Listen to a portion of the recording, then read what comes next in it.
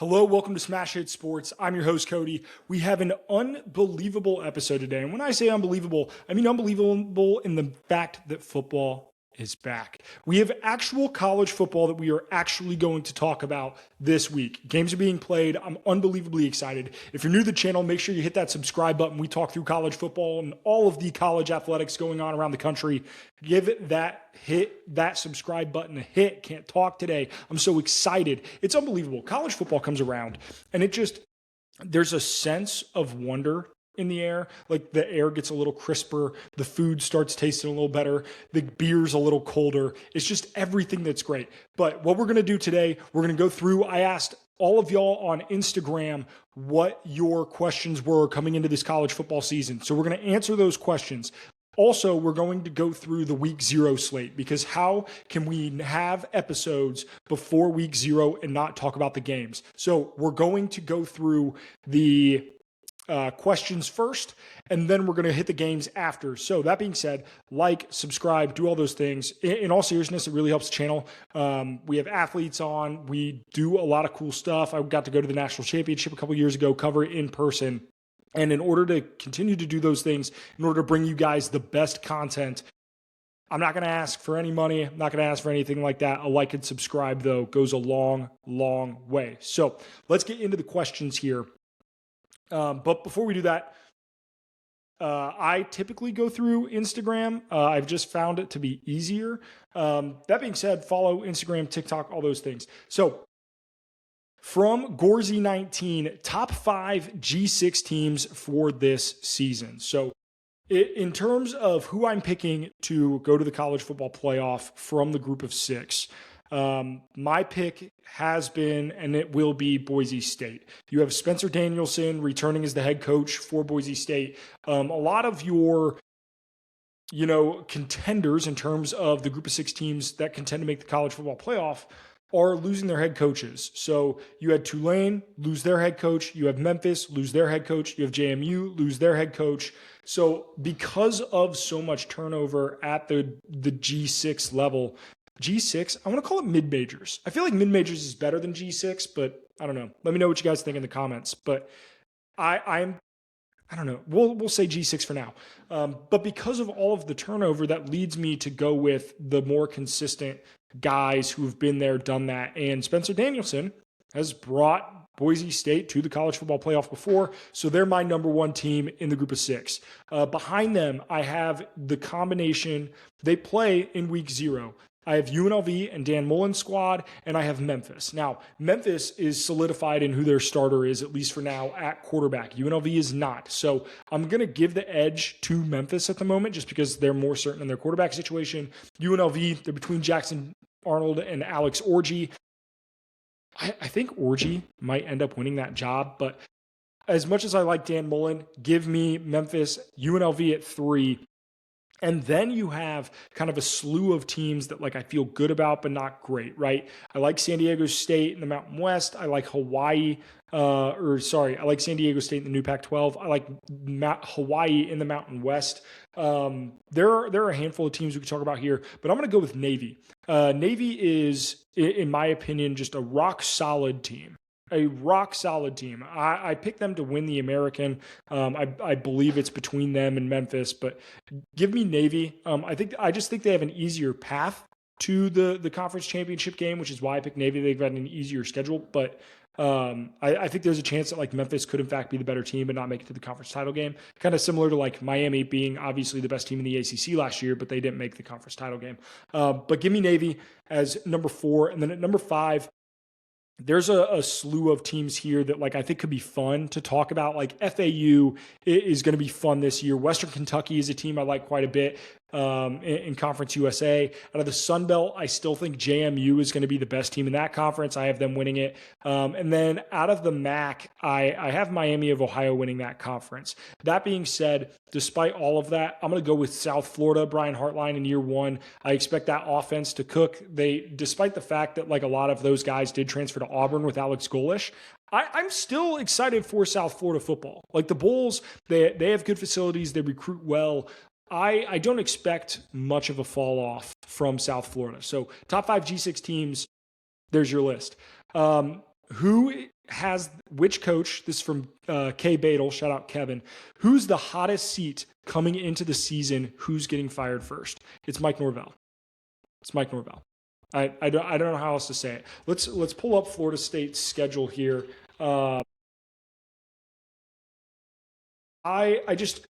He should have been fired going into the season. The only reason they didn't is to save money. They go into Tuscaloosa in week 3. So brutal out of conference game. They play Florida at the end of the year. So they're two of their, I don't know if they have 3 or 4 out of conference games. It looks like they have 4 out of conference games, which the ACC pisses me off. Some teams play 8 conference games. Some teams play 9 conference games. It's absolutely ludicrous that is even a thing. But that being said, Florida State, if they lose to SMU in week 2, and then you have, or week 1, because they play New Mexico State week 0, if you are sitting at September 19th and you're 1-2, like I don't know, I could see him being fired before Halloween. They play Virginia October 3rd. Like if they end up being 2-3, it's Mike Norvell. I think he has the hottest seat in the country. I know a lot of people want to say Luke Fickell. I do think he's going to turn around a little bit at Wisconsin this season. So I'm a believer in Fick. Who's a team that nobody's talking about that you would like to be a big surprise? Shout out Movie Fans 89 for this one. I think there's a team in the ACC that has a legitimate shot at the college football playoff that's currently ranked outside of the top 20. And I think it's Louisville. Lincoln Keenholz is a guy that if he can put it all together, coming from Ohio State, in Jeff Brom's offense, which has been pretty quarterback friendly. Obviously, Miller Moss didn't quite do what he was expected to do for them last season, but they have a good running game. If Keenholz can put it together, they've always had a pretty solid defense under Brom. I think Louisville has a legitimate shot to make the college football playoff. They have a very, very easy schedule as well. If you look at Louisville's schedule, I believe they open the season with Ole Miss, which is going to be a really telling game. But the only other ranked opponent on their schedule outside of Ole Miss is SMU. So if Louisville can, win that game, if Louisville can beat Ole Miss, now granted, that's a big ask, but they're going to start the season real hot if that's the case. 3 biggest sleeper teams with a win total at or below 5.5. Jacob Asher, this is a great question. Let's look at college win totals, because as much as I would love to sit here and say, oh, who's a sleeper team below 5.5? There's not, I don't have a team that is going to jump off the page in terms of, we're not making conference title games here.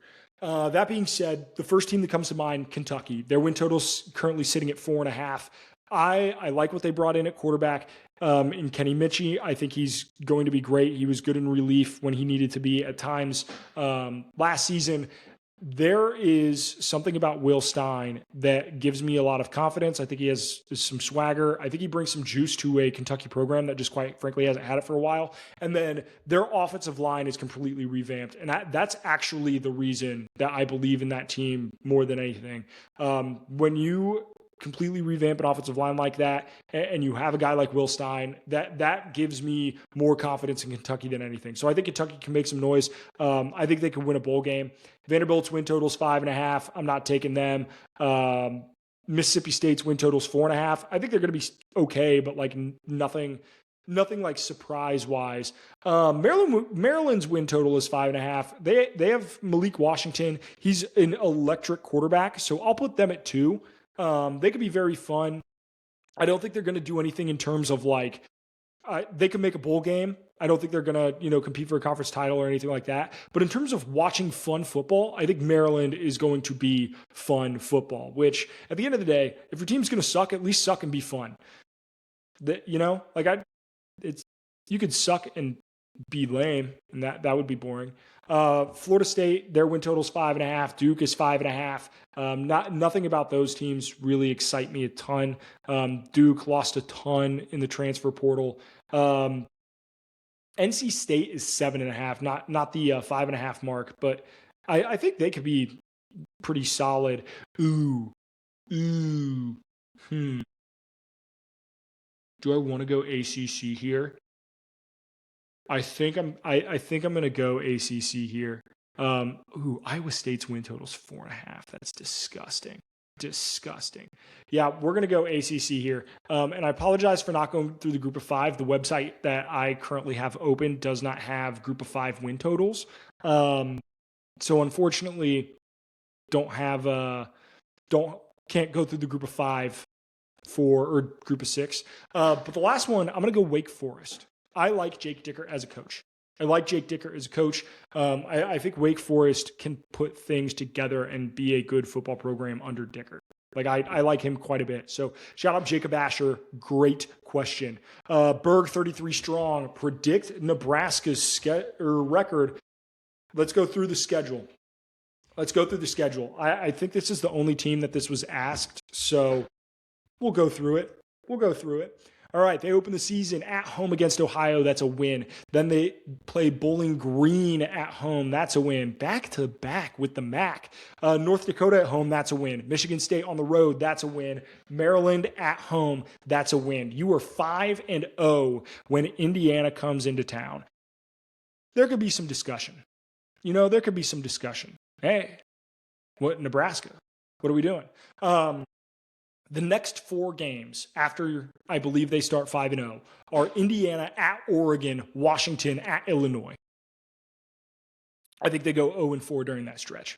That's just a brutal stretch. The good news is they do have the bye in between there. So they have the bye after the Oregon game before they get Washington at home. So I think they could win that Washington game. But, you know what? I'll have them winning one of the Washington or Illinois game. So I'll give them one. So that's 6 wins, right? So we're bowl eligible. They play Rutgers. They go at Rutgers. That's a win. Then they play Ohio State. So that's 7. They play Ohio State. That's a loss. They end the year against Iowa in Kinnick Stadium. That's a tough game, tough place to play. That's a loss. So I have Nebraska going 7-5, Berg 33 strong. Shout out for that question. Last year, 7 of the preseason top 15 finished unranked.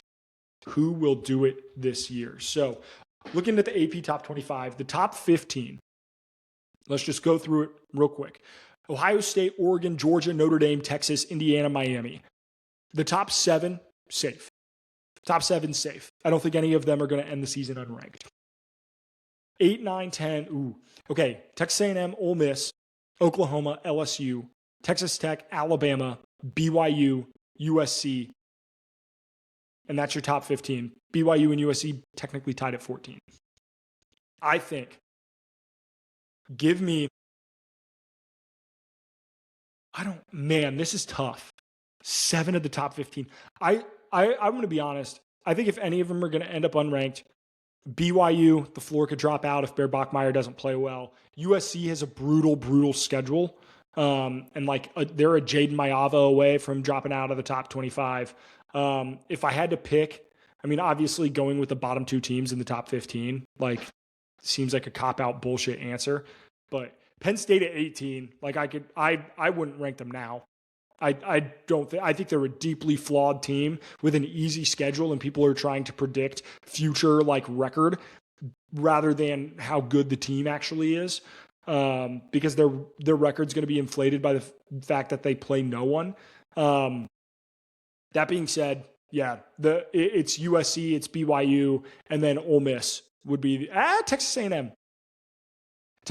Those would be the 3 teams in the top 15 that I think could fall out. So Dalen Masur, great question. CSN Media, shout out. I was on their podcast earlier this week. Go give that a listen if you haven't. There's been a couple clips on my page if you want to check it out. But they do a great job over there. Super excited. That was a great time. Truly, it was a really good conversation. Does Mike Norvell make it to Halloween weekend employed at Florida State? We talked about which coach is going to be fired first. I believe it is Mike Norvell, and I believe it is before Halloween. Scary hours. Scary hours. Who are the top 5 college football playoff contenders who didn't make it last year? Carter hung it. Carter, you always ask incredible questions, which he's been the number one supporter of this show since it launched. Like truth be told, I understand that like I have not been super consistent, and unfortunately the day job has kind of gotten the best of me recently. Moving, new house, all that stuff, which studio behind me still super blank if any teams programs want to donate to the cause. But Carter, A1 from day one, baby. If you guys are let me know if you were listening to this on YouTube, you've made it to this point. I don't know how far we are into the show. Let's take a look. We're 15 minutes in. If you've made it to this point, let me know. How often do you listen? Do you listen every time I drop? Do you listen every once in a while? When did you first find me? Has it been years? Are you new? I appreciate y'all. Really do. Really do. That being said, teams that can make the college football playoff that did not last year. Well, the easy 2 are Notre Dame and Texas. They're ranked in the top 10. I think they have unbelievably elite rosters, and they were knocking at the door last year. Plain and simple. LSU. LSU's right there.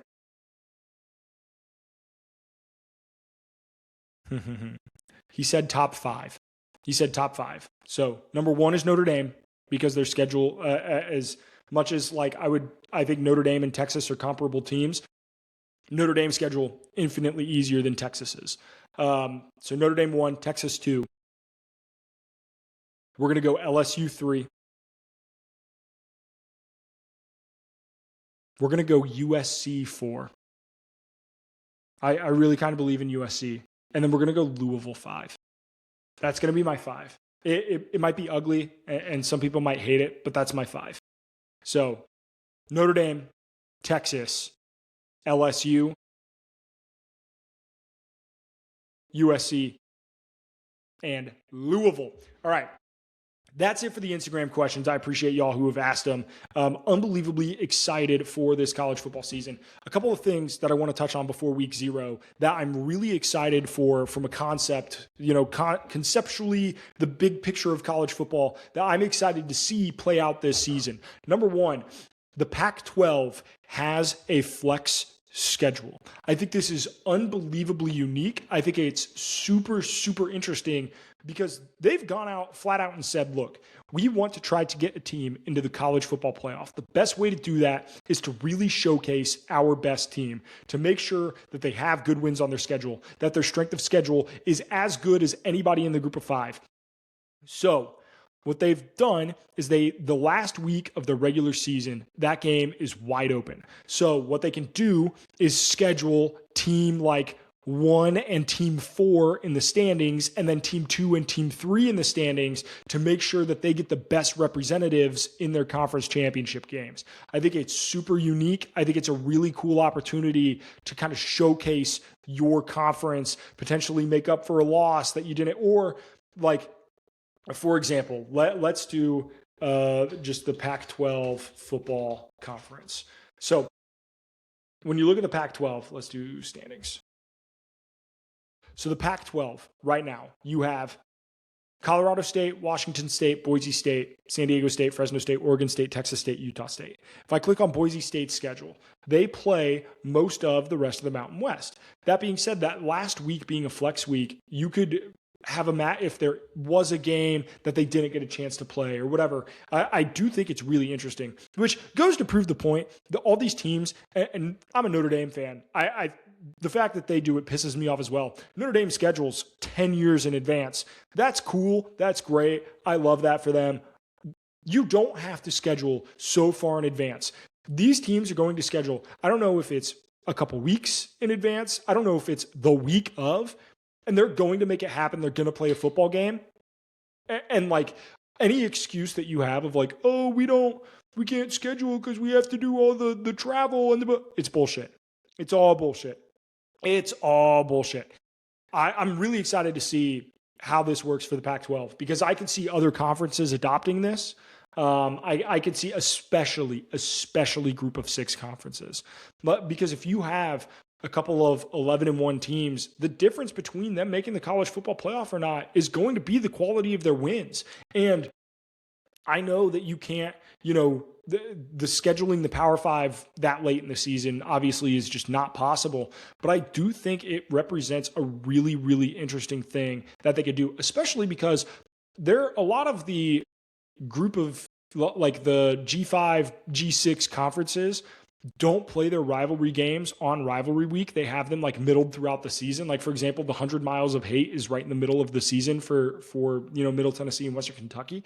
I think it's really cool, and they have a really unique opportunity to do some of these like unique scheduling quirks. And if this works out, I'm really excited for what this could like. I think this is only a good thing. I think it could only be a positive. The only interesting thing, like, I'm assuming then, and this is semantics, but like, do you do your senior night, the home game before that then, because you don't know if you're going to be home or away? Like, don't really know how that works. So probably not great, right? You probably have to schedule your senior night beforehand. But in terms of like you could schedule around that. That's not terrible. I don't hate that at all. So I'm excited for the Pac-12 scheduling. And then I'm interested to see just how long-term, the NFL players come to college works out. We'll see how. I don't like it, but we'll see. All right, let's talk week 0. Before we talk week 0, I have one ad in this entire podcast. I will only have one ad in this podcast until I make it big and I can make some like real actual money. But until this is, I don't want to say until this is my full-time job, but like for the most part, I'm going to stick with one ad. And that one ad is because I believe in the company so much and they are so good at what they do. It's Home Field. Home Field Apparel has the best college merch I have ever seen ever. And I don't say that because they're a sponsor. I bought so much of their stuff before I had ever worked with them. They were like, oh, what samples should we send you when I initially got my sponsorship deal with them? And I was like, you can send whatever you want because I already have so much. I have Notre Dame, I have UConn, I have Texas, I have Missouri, I have Baylor. I have so much merch from Home Field, and it's because the quality is unbelievable, and it's not the same stuff that you find in the college bookstores that's super generic and is the same no matter what bookstore you go to. They're all the exact same. Not with Home Field. I love their designs. They're absolutely incredible. They're based in Indianapolis. They're a great company to work with. I cannot express that enough. And their merch is incredible. Use promo code SMASH. Get 15% off your first purchase. I know they're doing a bunch of deals. They dropped a whole new line of merch for the college football season. And if you're wondering, if you're a fan of, University of Idaho, Roll Vandals, and you're not sure, maybe they don't have your school. Yeah, they do. They do. They have so many schools. It's absolutely unbelievable. Go check out Home Field Apparel. Use promo code SMASH. Get 15% off your first purchase. The link will be in the description, if you're watching on YouTube or Spotify. But I appreciate the hell out of y'all. I really do. Supporting them helps support me. It's a win-win overall. And I love seeing people rock merch in public. If you are wearing school merch, and it's not just like the boring whatever school merch. If you're wearing good school merch out in public, I don't care what school it is. Like, I will give you I can't believe this is what came to my head first, but I'm going to say it because it is what came to my head first, and I got to be authentic. If you're wearing good USC merch, I'll give you a fight on, I won't. I can't say it. I'll lie. But I'll be like, USC, I'll at least give you some acknowledgement. So that I will say. Or if you're an Oklahoma fan, you're wearing some cool stuff, I'll give you horns down. Boomer sooner. So that being said, let's talk through the week 0 college football slate. So San Jose State, not to drag on USC. Actually, we'll start with the first matchup of the day, work our way down. So North Carolina at TCU. TCU's a 9.5-point favorite. Over-under is 46.5. This is not a gambling show, but I'm giving you the lines just so you have some context in terms of, kind of what's expected for this game. It's in Dublin. It's on ESPN. I'm excited for this game. I think TCU blows the doors off of North Carolina. I think that program is completely dysfunctional. I think Bill Belichick is fired by the end of the season.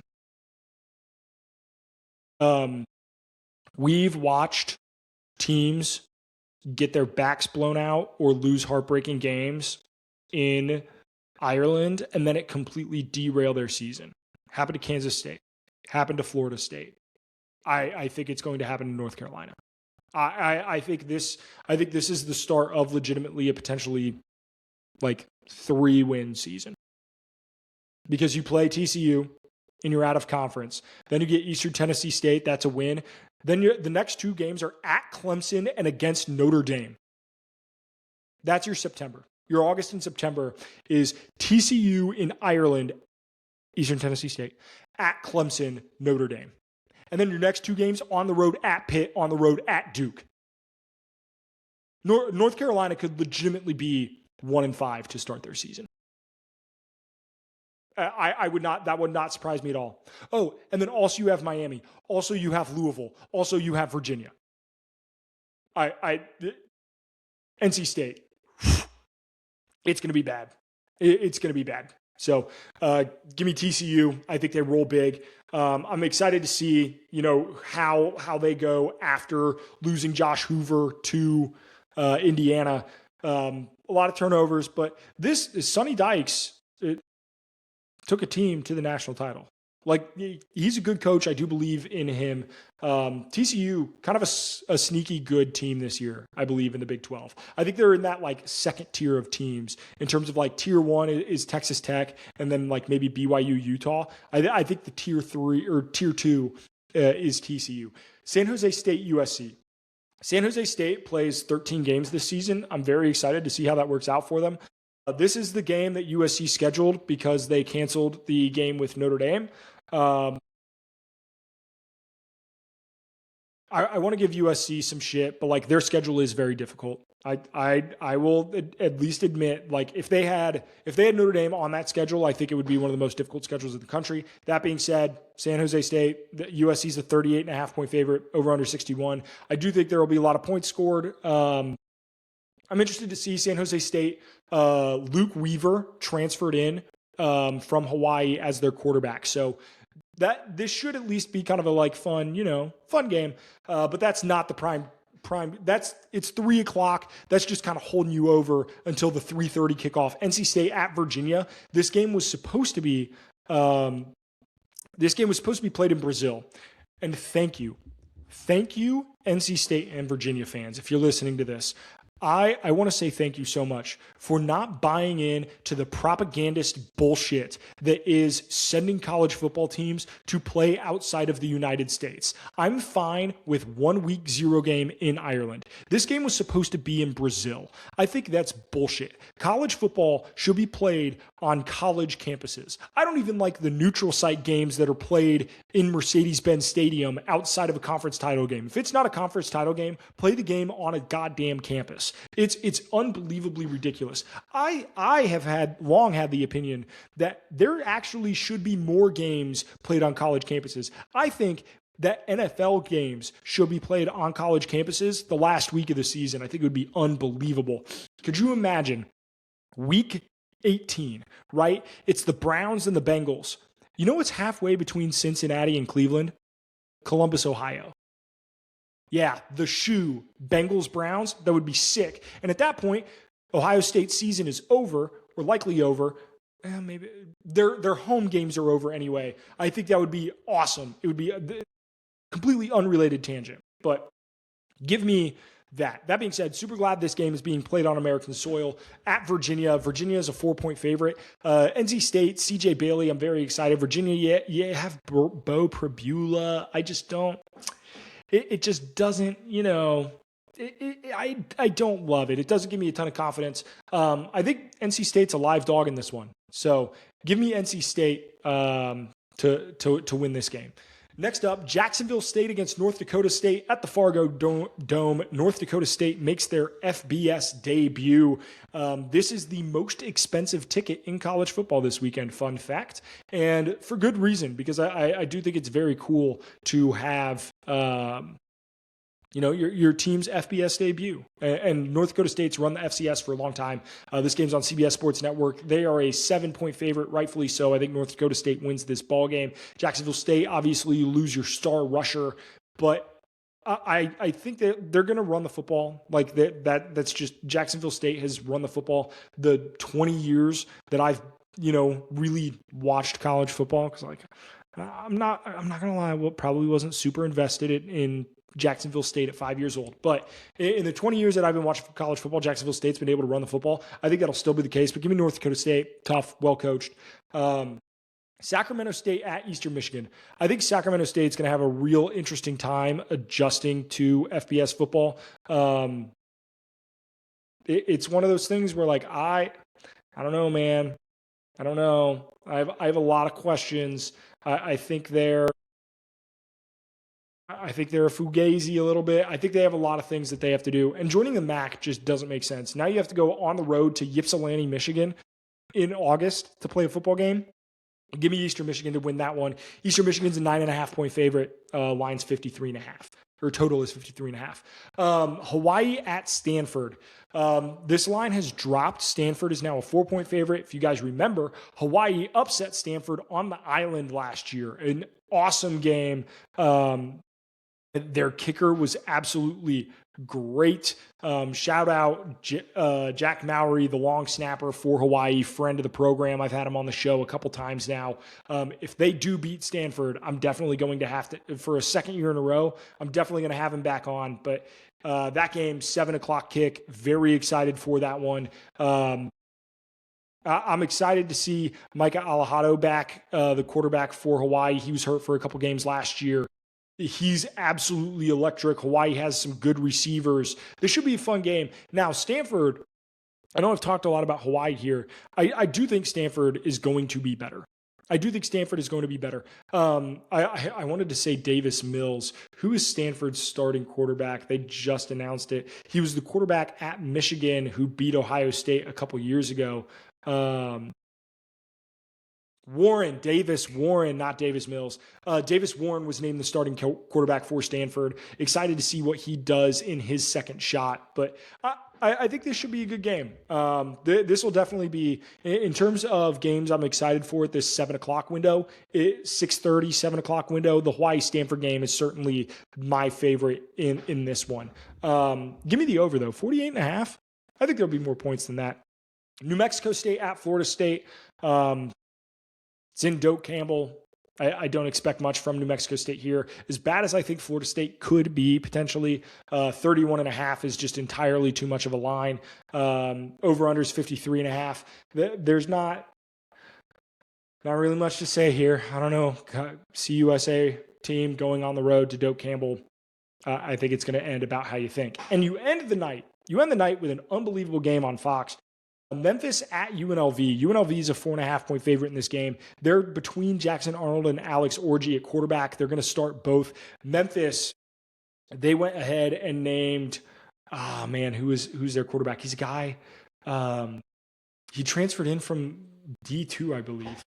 Memphis starting quarterback. I should know this because he came in from West Florida. Marcus Stokes beat out Air Noland, who, if you guys remember, Air Noland, former 5-star guy from Ohio State. Marcus Stokes, I believe, has put up some pretty stupid numbers. Marcus Stokes. Stats.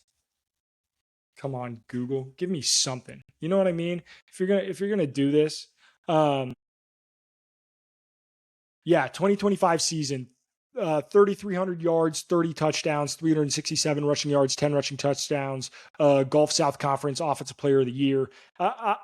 He's started for 2 seasons now. I think Stokes is going to be exciting. I think, if at the end of the day, stars don't matter once you get outside of recruiting and you get into these locker rooms. Nobody gives a shit how many stars you had. Nobody gives a shit if you were the best player on your high school team. Nobody gives a shit if you're a state champ. It's all about how well you play now. And if Stokes is the guy at Memphis, I don't hate that. So this game's in Vegas. I wish I was going. This would be an awesome, awesome game to go to. That being said, I do think Charles Huff has, a new coach, first game on the road. against a pretty solid team in UNLV.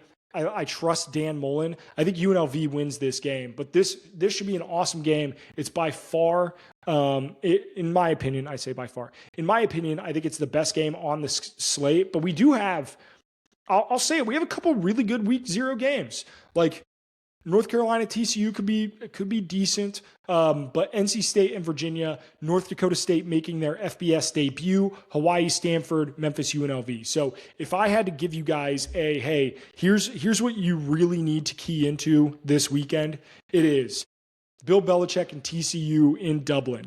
You have NC State and Virginia. How does Virginia's transfer quarterbacks look? And NC State, how does CJ Bailey look? You have North Dakota State's FBS debut, super fun.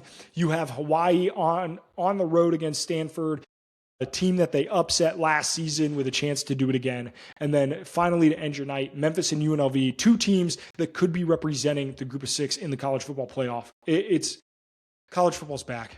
I'm so excited. Thank you all for sticking with me. If you are not following, make sure you guys hit that follow button, subscribe, or whatever it is if you're on YouTube. I would really love to hit 1,000 subs this year. So it's been a goal of mine for a while. This is the year that I really think we can get it done. So hit that subscribe button if you're on Spotify or Apple Podcasts. Make sure you hit a like. And the best way to help me out, commenting and like leaving reviews and that kind of stuff, that does a ton for the algorithm. I have, algorithms are like, oh, you can only do so much for the algorithm. You can ask your community and your followers to support you, and I believe that y'all will. So do me a favor, like, comment, subscribe. Make sure you comment how long you've been listening to me. I want to know. I want to get a vibe for the audience. I appreciate y'all. We'll see you in the next one. College football is back.